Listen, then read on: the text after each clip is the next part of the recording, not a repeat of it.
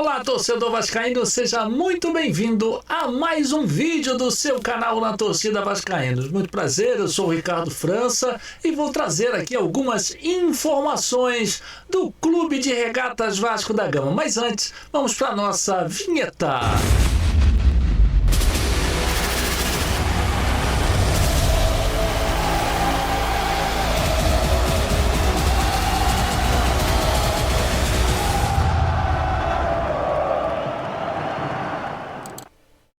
É isso aí, torcedor. Hoje é dia de clássico, hoje é dia de Vasco Fluminense. Já a gente vai falar um pouco mais sobre essa partida. Vasco da Gama que enfrenta o Fluminense do Maracanã às 18 horas e 30 minutos. E eu vou estar lá, hein? Vou estar no estádio, vou estar na tribuna de imprensa fazendo a transmissão desse jogo. Chega bem cedinho para armar toda aquela parafernália. Depois a gente vai entrar no ar por volta das 17 horas. O jogo é às 18h30. 18h30 a gente vai começar a narração, depois a gente tem aquele pós-jogo e a gente tem certeza que será uma grande partida do Vasco da Gama. Mas antes, vamos falar de alguns outros assuntos, começando pela base do Vasco da Gama, que conseguiu nessa sexta-feira mais um grande resultado. O Vasco venceu a equipe do Sampaio Corrêa pelo placar de 3-1 pela Copa Rio Sub-16. Vasco que começou perdendo o jogo, conseguiu a virada com os gols de Rafael Rondon e Cauã Vitor, que marcou 2 vezes, e o Vasco se classificou para a semifinal da competição. O Vasco muito bem na categoria de base, fazendo grandes jogos, tanto no Sub-16, 17, Sub-20, também no Campeonato Brasileiro vai muito bem. O Vasco da Gama conseguiu mais uma vitória aí na Copa Rio Sub-16 e agora é semifinalista 3-1 diante da equipe do Sampaio Corrêa. Esse jogo foi aqui perto de casa, foi aqui no CT da Washington Luiz, em Duque de Caxias, e a garotada brilhou mais uma vez. Parabéns para a base do Vasco da Gama, que vem fazendo aí um 2025 muito bacana.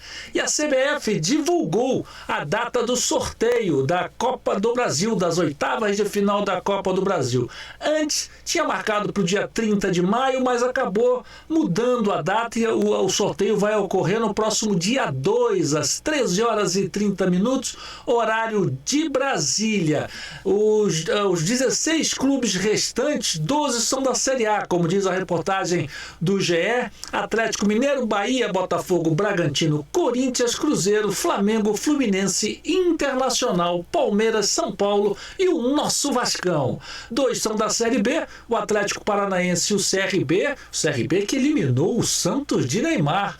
Uma atuação impressionante do goleiro da equipe do CRB. E 2 são da Série C, o Retrô e o CSA. E, aliás, o Retrô eliminou o Fortaleza, que é um time de Série A, e o CSA eliminou a equipe do Grêmio. Equipes que vêm aí com um bom retrospecto na competição da Copa do Brasil. Então, portanto, no dia 2 de junho, às 13 horas e 30 minutos, horário de Brasília, na sede da CBF, o Vasco vai conhecer o seu adversário para as oitavas de final da Copa do Brasil. E você, quer enfrentar quem?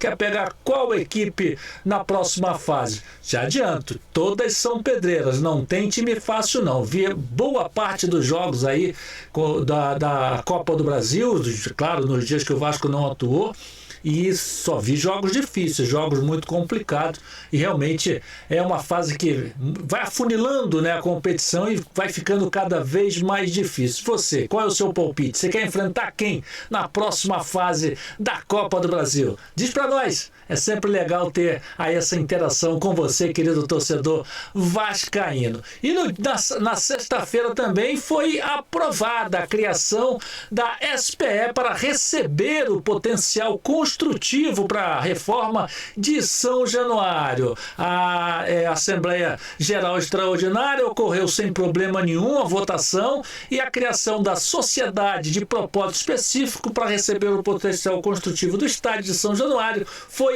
aprovada aprovada por ampla maioria, total de 3.059 votos, sendo que 2.315 votaram pela aprovação, 670 votaram pela reprovação, 74 abstenções. Então, o Vasco da Gama aí dá mais um passo rumo à reforma, a tão sonhada reforma do estádio de São Januário. E tomara que saia logo, porque realmente a gente precisa, o nosso estádio merece, o torcedor vascaíno merece um estádio grande, um estádio amplo, com mais conforto, com mais qualidade, para que a gente possa fazer aí a nossa festa dentro da nossa casa, dentro do nosso estádio.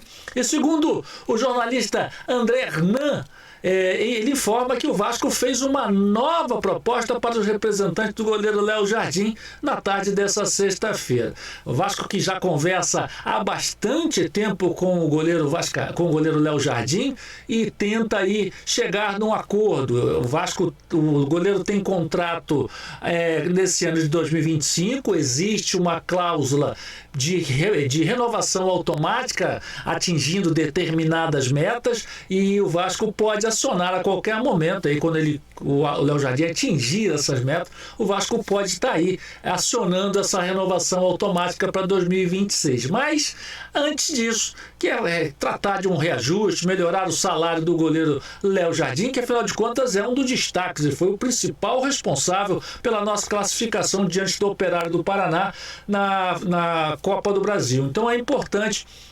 O Vasco quer renovar, quer fazer um acerto, quer melhorar em valores financeiros o contrato do Léo Jardim, mas está tendo aí aquela dificuldade. Acho até que é uma dificuldade normal. Afinal, é um goleiro valorizado, é um goleiro bem visto aí no futebol nacional e realmente vai ter que sentar ali para ter aquela conta de chegada. O Vasco está bem tranquilo, como eu falei, contrato até o final de 2025, com cláusula de renovação automática, então o Vasco está bem tranquilo, mas quer ajustar o contrato do seu paredão. E claro, o staff dele quer uma melhoria. Vamos ver aí, torcer para que feche o mais rápido possível. Afinal de contas, o Léo Jardim é um jogador extremamente importante nesse elenco do Vasco da Gama. Além de ser um pilar dessa equipe, um baita de um goleiro, ainda é uma das lideranças desse Vasco da Gama. Vários jogos aí, Léo Jardim foi capitão da nossa equipe e a gente torce para que o Vasco da Gama renove logo e o Léo Jardim fique muito mais tempo defendendo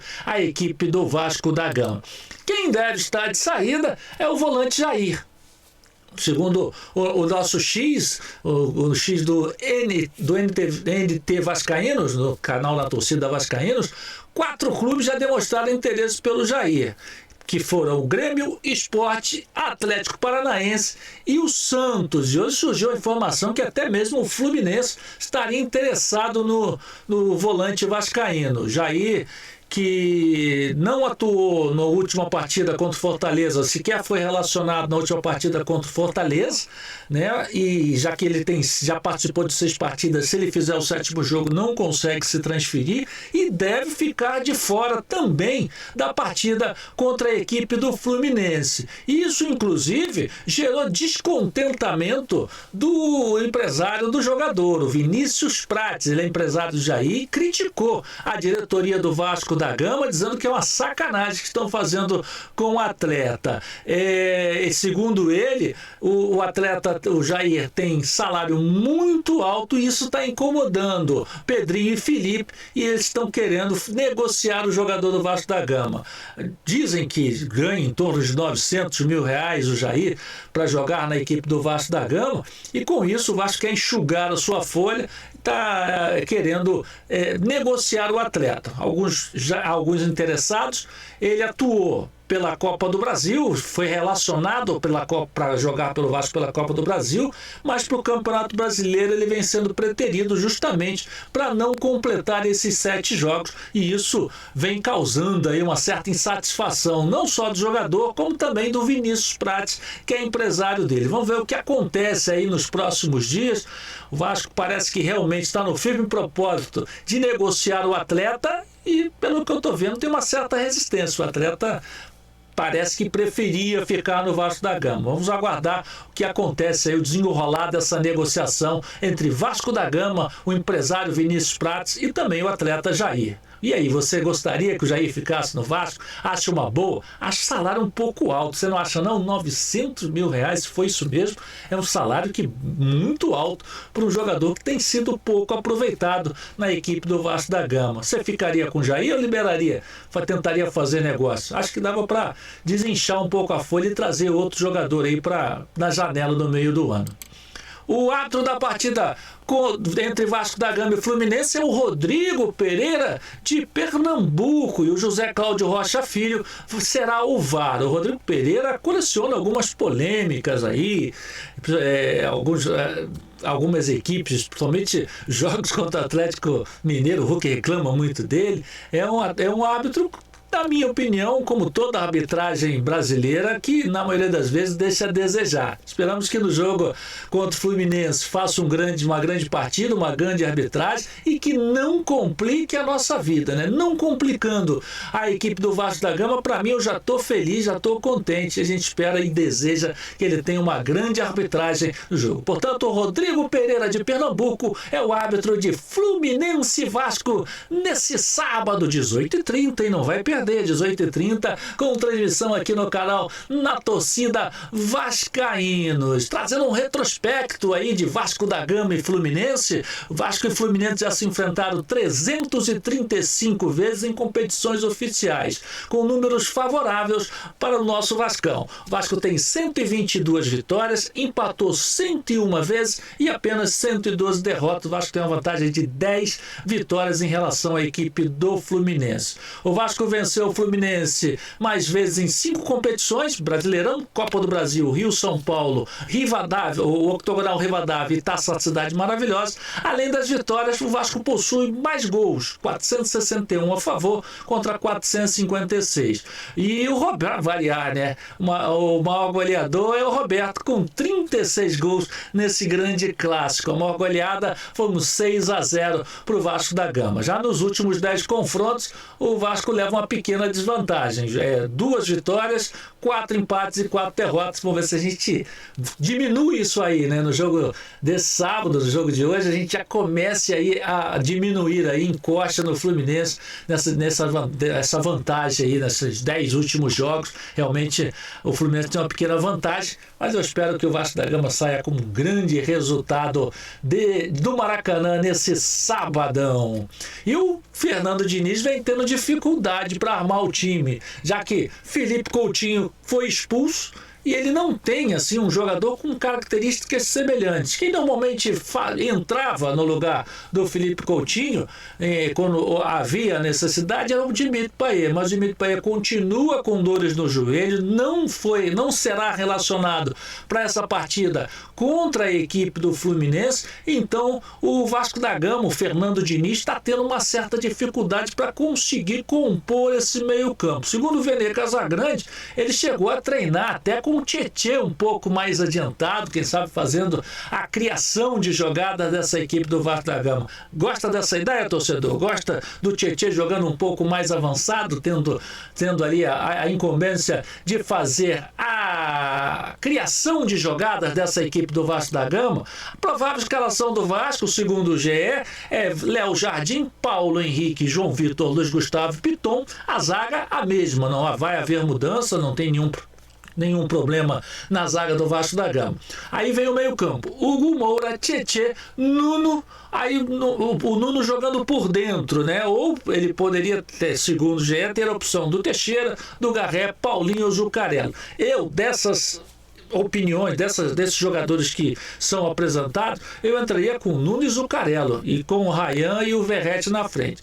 E mais à frente, o GE informa que Ryan, Adson, Oloide e Verratti completam a equipe do Vasco da Gama. Como eu já falei, eu entraria com Hugo Moura, Tietê e Nuno, com o Zucarello ali ajudando o Nuno a fazer a criação de jogada no setor de meio campo, e deixaria o Ryan e o Verratti mais à frente. Mas como o Fernando Diniz vem aí atuando jogando num 4-3-3, é bem possível que ele traga o Nuno Moreira por dentro e entre ou com o Adson com o Lloyd na frente para compor o ataque da equipe do Vasco da Gama. E você, torcedor, o que você acha? O que você espera desse Vasco da Gama para essa partida? Acha que deveríamos vir num 4-4-2 com o meio-campo mais povoado, com 2 meias armando a jogada e com 2 jogadores à frente? Ou você também é adepto do 4-3-3? Espera que o Fernando Diniz mantenha essa formação para enfrentar a equipe do Fluminense nesse final de semana. Eu gosto do 4-4-2, somente num clássico. Acho que o setor de meio-campo mais povoado, sem dar espaço nesse setor de criação para a equipe adversária, acho que funciona mais. Mas vamos ver o que o Diniz vai estar pensando, o que vai estar esperando para essa partida. Agora, o que é interessante, né, é que o Garré, nem assim, nem com o desfalque do Felipe Coutinho, ele se torna a principal opção desse meio-campo do Vasco da Gama. Parece que realmente está sendo colocado para trás, né? Tá lá embaixo na prateleira o argentino Benjamin Garré. Não vem agradando a comissão técnica e não vem fazendo grandes jogos pela equipe do Vasco da Gama. Outro que também parece que perdeu um pouco de espaço foi Paulinho, né? Paulinho que voltou de contusão, não voltou tão bem depois de tanto tempo parado, não consegue render o mesmo que rendia antes da contusão. Obviamente, uma contusão séria vai demorar ainda um pouco mais a conseguir voltar a desempenhar as suas funções de maneira total, mas é um atleta que realmente está ali, jogado um pouquinho de lado e vamos ver quem será o titular nessa equipe do Vasco da Gama. Eu acho que, conhecendo um pouquinho do Fernando Diniz, ele vem com o Moura, Tietê, o Nuno e Ryan e o Verratti e o Adson na frente. Eu não acredito nem que o Lloyd, mas eu acho que o Adson ali pela frente para jogar nessa equipe do Vasco da Gama, com o Adson voltando um pouco mais no meio campo para tentar ajudar ali na criação de jogadas. E você, torcedor, gosta dessa escalação? Dá um alô para nós, diga o que você pensa desse Vasco da Gama e Fluminense. Volto a falar para você. Vasco da Gama e Fluminense, 18h30. A gente vai estar no Maracanã fazendo essa grande transmissão, essa grande jornada para você, e você é nosso convidado. Vem com a gente, vem, dê sua opinião, deixe sua mensagem, diga o que você espera desse jogo, diga o que espera do Vasco da Gama. A gente vai começar o pré-jogo por volta das 17 horas. E às 18h30 a gente efetivamente entra no ar com a transmissão, com a narração desse grande jogo. O jogo vai passar na TV, a gente sabe, TV aberta, mas tira o som da TV, bota lá o nosso somzinho, a gente vai estar no Maracanã, então a gente vai estar praticamente no mesmo tempo da transmissão de TV que você vai estar recebendo das imagens. Então coloca lá, dá uma moral para nós, porque é muito importante para o nosso canal. Traz aí a sua presença, marcando aí a sua presença na nossa transmissão. Tá bom, galera? Obrigado mais uma vez pela sua companhia. Desejo um ótimo final de semana para nós e que esse final de semana já comece com hoje uma grande vitória do nosso Vascão, tá bom? Um abraço, gente. Até a próxima. Fui!